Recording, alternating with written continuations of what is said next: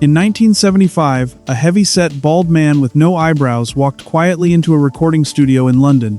Nobody in the room recognized him. For hours, he just sat there while the band worked, an uninvited stranger nobody could place. Then someone realized who it actually was, and the room fell apart. That man was Syd Barrett, the founding creative genius of Pink Floyd, the man who wrote their earliest songs, named the band, and had once been Roger Waters' closest childhood friend. He had changed so completely that his own bandmates didn't recognize him, and they were recording a song written specifically about him at the exact moment he walked in. Today I'm digging into one of the most devastating stories in rock history, to Roger Waters' decades-long grief over watching Syd Barrett disappear into severe mental illness, how that grief directly shaped some of Pink Floyd's most iconic music, and the other deep personal wound running underneath almost everything Waters has ever written. Stick around, because this is one of those stories where the music makes a lot more sense once you understand the pain behind it. Before Pink Floyd was Pink Floyd, it was a group of friends from Cambridge, England, and at the center of that group was Syd Barrett. He wasn't just a bandmate to Roger Waters, he was a childhood friend, someone Waters had known since they were kids growing up in the same town. Barrett was the band's original creative force. He wrote most of their early material, gave the band its name, and was, by most accounts, a genuine musical visionary, inventive, strange, brilliant in a way that helped define an entire psychedelic rock movement in the mid-1960s. And then, within just a couple of years, he was gone. Not gone from the world, gone from himself. Waters has talked, more than once, about watching this decline happen in real time, and it's clear from how he describes it that this remains one of the deepest sources of grief in his entire life. He specifically recalled early television appearances and live performances back in 1967, right as Pink Floyd was breaking through, right as fame was hitting them fast and hard. And in the middle of that sudden success, Barrett would sometimes simply freeze on stage, not forget a lyric, not miss a cue, freeze completely, staring blankly into space, refusing to play at all, while the rest of the band and a room full of people waited, not understanding what was happening. At the time, nobody around him had the language or the framework to fully understand what they were watching. It's since been widely understood that Barrett was dealing with a combination of overwhelming, sudden fame, heavy drug use, and what would turn out to be emerging schizophrenia. But in the moment, to his bandmates and friends, it just looked like their friend was disappearing in front of them, on stage, in real time, with no explanation.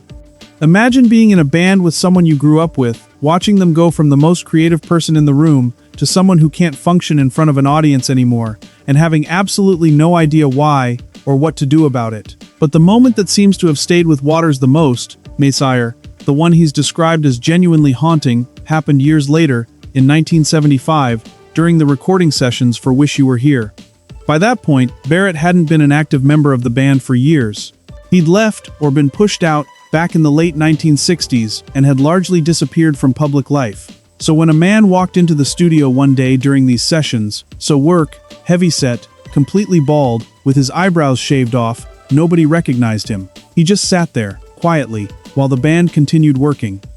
It took hours before anyone in the room pieced together who he actually was. It was Syd Barrett. He had changed so dramatically, physically and otherwise, that his own former bandmates didn't know him. And here's the detail that makes this almost unbearable to think about. At the exact moment he walked in, they were recording Shine On You Crazy Diamond, a song written specifically about him, about his decline, about missing who he used to be. He walked, unannounced, into a room where his friends were mourning the loss of who he'd been, while he himself sat there in front of them, transformed almost beyond recognition. When the realization actually hit the room, several band members were reportedly moved to tears. Not because it was dramatic or symbolic in some abstract artistic sense, because it was real, immediate, and devastating. Their friend had become a stranger, and the song they were working on had somehow become a prophecy playing out in front of them in real time. Here's where you start to see how directly this personal grief shaped Pink Floyd's actual music. Some Lineharnov was, though. Not just in Wish You Were Here, which was explicitly written for Barrett, but years later, in one of the band's most ambitious and successful projects, The Wall. Waters has explained that watching Barrett's tragic withdrawal from reality became something close to a psychological blueprint for the album. Barrett, in the face of overwhelming fame and his own deteriorating mental state, had essentially built an emotional wall between himself and the outside world, retreating, isolating, becoming unreachable even to the people who loved him. That exact imagery, a person constructing an emotional barrier, brick by brick, cutting themselves off from connection and reality, became the central metaphor for The Wall, both the album and the film. It's not a coincidence or a loose inspiration. Waters has directly connected the psychological experience of watching his friend disappear behind his own internal wall to the entire conceptual architecture of one of Pink Floyd's most successful and enduring works. That's worth sitting with for a second.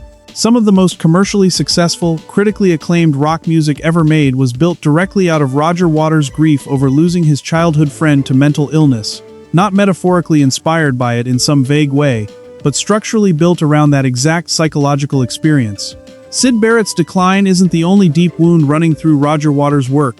There's another one, arguably even more foundational, and it goes back to before Waters can even remember. His father, Eric Fletcher Waters, was killed in action during World War II in 1944, when Roger was just an infant. That means Waters grew up with essentially no memory of his own father, just an absence, a loss that happened before he was old enough to form any actual recollection of the man. Waters has been remarkably direct about how central that loss has been to his creative life. He's confessed that this generational trauma, a father lost to war before his son ever really knew him, is the central figure running through almost everything he has ever written. Not an occasional theme, not one album's worth of material, almost everything. When you know that, songs that seem to be about war, loss, absence, and isolation take on a different weight. This isn't a songwriter picking dramatic, universal themes because they make for compelling music. This is someone processing a specific, personal, lifelong absence through decades of creative work. There's a particularly moving story that captures just how deep this wound runs. During the Wall tour, Waters made a point of inviting wounded veterans backstage. During one of those visits, an old veteran gripped his hand tightly, looked him directly in the eye, and told him, "Your father would be proud of you." Waters has said that moment brought him to tears. Think about what that exchange actually represents. A grown man, decades into one of the most successful careers in rock history, still carrying the absence of a father he never got to know, still needing, on some level, to hear that this father, a man he has no memories of at all, would have been proud of what he built. That's not a small thing. That's a lifetime of loss finding a brief, unexpected moment of resolution from a stranger backstage.